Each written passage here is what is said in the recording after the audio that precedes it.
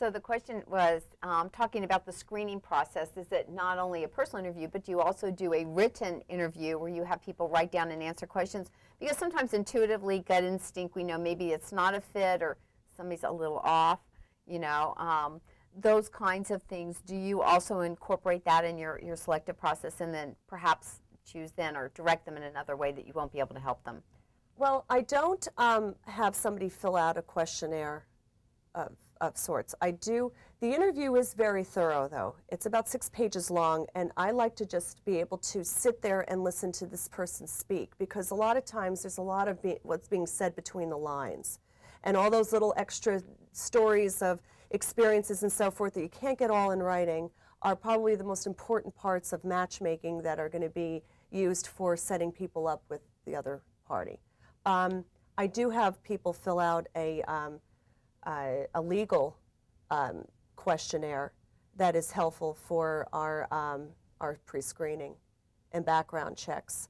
And then you had another part of your question as far as declining people. Yes, I'm not going to say that I haven't interviewed people that sounded fine on the phone because we pre-screen them on the telephone before we meet them, but then meeting them in person, all this crazy stuff starts coming out. I mean, I actually had a man one time. He was married. He seemed to have a decent job. And I asked him when he got divorced what led to the divorce, and he actually told me that his wife left him because he's the son of God. Oh, it would be hard to match the son of God. It's I'll really never forget that. I just couldn't believe what I was listening to, but he was serious, and I really thought I was being put on like with one of these, you know, Jamie Kennedy experiences or whatever, like where's the hidden camera in the plant. So anyway, when I encounter somebody that's a bit off, or not to that extent, I've never had anybody like that since, but just a little bit off, I usually go through the interview. I'm a lot quicker. It's usually maybe under an hour, but they wouldn't know how long it is anyway, right? So, and then I tell them that I'm going to go back to the office. I'm going to see if I have potential members within my firm that might be appropriate for what they're seeking. However, you know, at this point, I do have a lot of, you know, maybe women in that age range or men in that age range that I can't take any more on right now because I sort of have a waiting list. And so I start putting out these little blocks, basically, so that I can pull myself out. And I always, you know, tell the person in a very kind manner that I'm not going to be able to take them on as a client because I don't think that I could really help them. And I put it more on the blame of myself, that I don't think I can come up with enough people, and they shouldn't be paying me if I can't service them fully.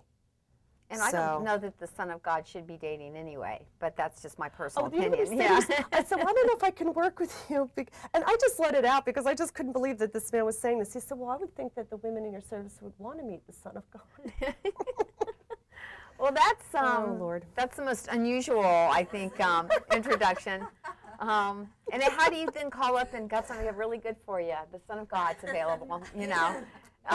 It doesn't get any more high and mighty than that. Yeah, right? that's true. That's true. Yeah, that's right. Yeah, I know. You have to say all our database is full of sinners. I don't think we'd work for you. I got the perfect guy, and he's so amazing. He walks on water. Yeah, that's right. How much information do you give out about people before they meet each other? How much information do you give out before people meet each other or have that first introduction? Well, I go through their entire profiles so that the person is really clear about who he is or who he's about, what all his, you know, professional background, relationship history, all that great stuff. And I throw in my 2 cents as far as what I think of him. I also mention who he's been out with, what has been the feedback, and so forth. So I'm very thorough. I also like to, you know, throw in a couple of reasons why, based on what you're asking for. Why he makes sense as a good match, and if you've been out with other people and the feedback you've provided, by paying attention to that feedback, why this individual will be a good match.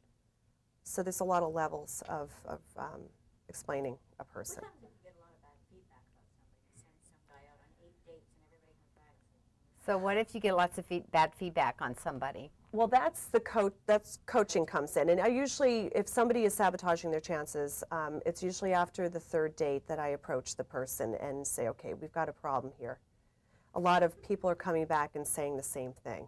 I mean, you know, 3 different women, all strangers saying exactly the same thing.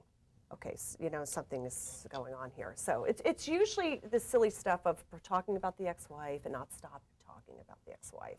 Yeah. You know, or some people are just notorious for, like, the BlackBerry goes off, they have to interrupt and look at it. It's just, you know, those little things that are just rude. And you can turn the thing off for an hour. You're on a date. Show the other person respect. You're not a doctor on call.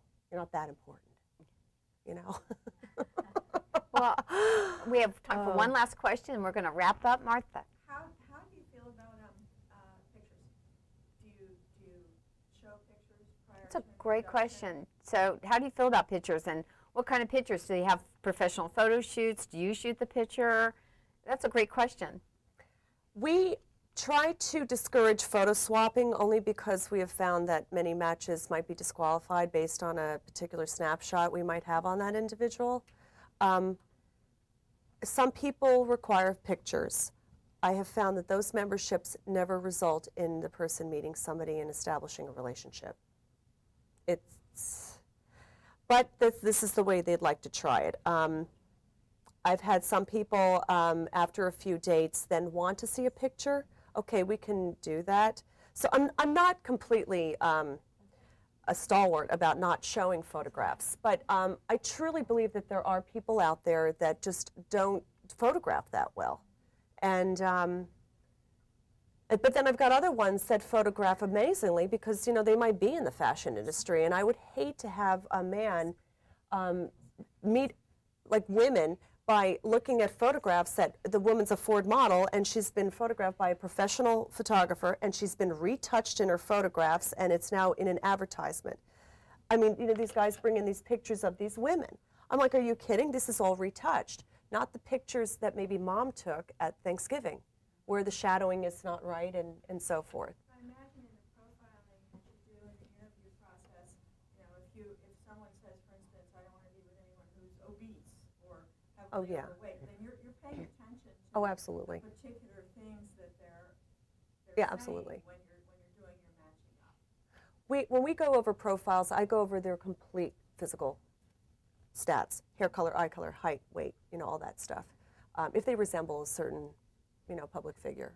Do you ever have guys to say, I want, you know, heavier women, or, you know, I like women who are a little bit more rounded or petite, robust, or, you know, curvaceous. Yeah, I have had.